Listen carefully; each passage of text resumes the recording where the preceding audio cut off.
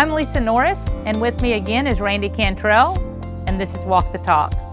We are continuing our mini-series on our leadership recipe. Randy, tell us a little bit about knowledge. We're continuing to build our leadership recipe. We started with humility, then we added curiosity.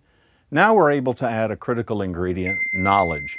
Without the first two ingredients, we don't even have access to knowledge. Some folks think this should go first, but we've intentionally placed humility and curiosity in front of knowledge because without those, we can't increase our knowledge. Just log on into social media platform and find a post where there's disagreement. Recently, I saw a YouTube video of a marketing conference session. I didn't click play, but I scanned the comments instead. One of the first commenters slammed the session with statement after statement for which he provided no evidence. He was critical about the session. He wrote an entire paragraph filled with harsh judgment. I looked at the description of the YouTube video where the answers to his criticisms could be easily and quickly found. I spent about 10 seconds scanning that. Never did click play on the video. 10 seconds. That's all it took to find out that the commenter was completely wrong.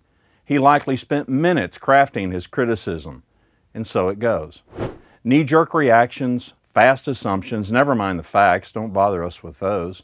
That's exactly why humility and curiosity have to precede knowledge. This commenter already knew everything about the situation. Arrogance, pride, conceit. He exhibited no curiosity. His mind was made up and closed. We don't need to follow his lead. It's hard to not have our mind made up, but that limits our ability to expand our knowledge. And we've all experienced it. Have you ever found yourself judging somebody based on a first impression only to find out that you got it wrong? I once encountered a man who was present during a couple of business meetings. He seemed abrupt and disinterested and disagreeable. I didn't like him. But I realized I didn't know him. So I decided to talk with him one-on-one following one of those meetings. And during that conversation, he told me about some family trauma that he was going through. He said, "I'm not likely handling it very well. I'm struggling." Suddenly, those harsh judgments I made based on how he behaved in the meetings, they were gone. I now knew something about him that I had not known before, and it changed my impression. What do we think we know to be certain? But we could be wrong. There's no way to find out until we start pursuing increased knowledge. Bosses, supervisors, and managers are problem solvers. It's how we tend to think of ourselves. The challenge is to avoid thinking too highly of ourselves and what we know. It causes us to discount what others might know, and that weakens our leadership. Think about the frontline people on your team, the people who do the work every day. Do you ask them regularly to share their insights, their experience, their knowledge? I once worked with a director of parks and recreation, and during a hot summer day, he decided to go check on some mowing crews. He found a bunch of worn-out, exhausted workers. Regardless, they were still working hard. And when he gathered them together, he asked them, "Where's your water?" "We haven't had water for weeks," they confessed. Each person was bringing some water, but none of them could bring enough to last them all day. And this was now late in the afternoon, the sun beating down on them. They'd been out of water for hours. He was fuming. There was money in the budget for water. Why weren't these workers armed with enough water? Because nobody knew. Nobody asked. The workers didn't speak up. They simply tried to solve it as best they could. Water during the summer heat. Doesn't get much more basic than that. Knowledge that our team needs water. Every leader at every level has one fundamental fear, or should have. It's the fear of what we don't yet know. A lack of true, accurate knowledge is our enemy. When we make up our mind that we're going to keep learning, it compels us to get busy seeking answers and questioning the answers we already think we have. Be rigorous in pursuing the truth. We'll quickly elevate the knowledge of our entire team when we make that our passion. Humility. We're not the smartest person in the room, but we're intent on making the entire room smarter. Curiosity. We're willing to ask questions because we don't yet have our mind made up. Knowledge. Our questions lead to answers as we learn things we didn't know before.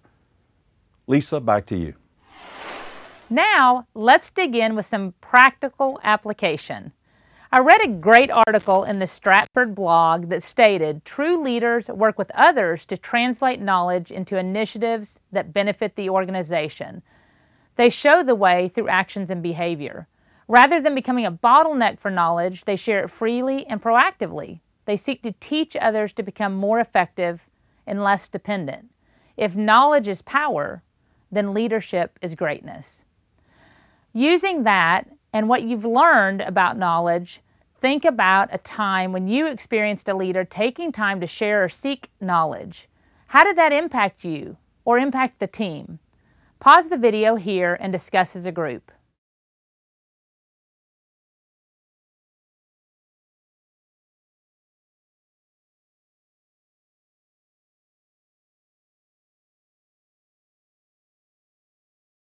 Now, think of a current issue impacting you or your team and how you can practice knowledge at work to make a difference or seek a solution. Regardless of your level in the organization, you do not have to be a current leader to have impact. Discuss with the group and pause the video.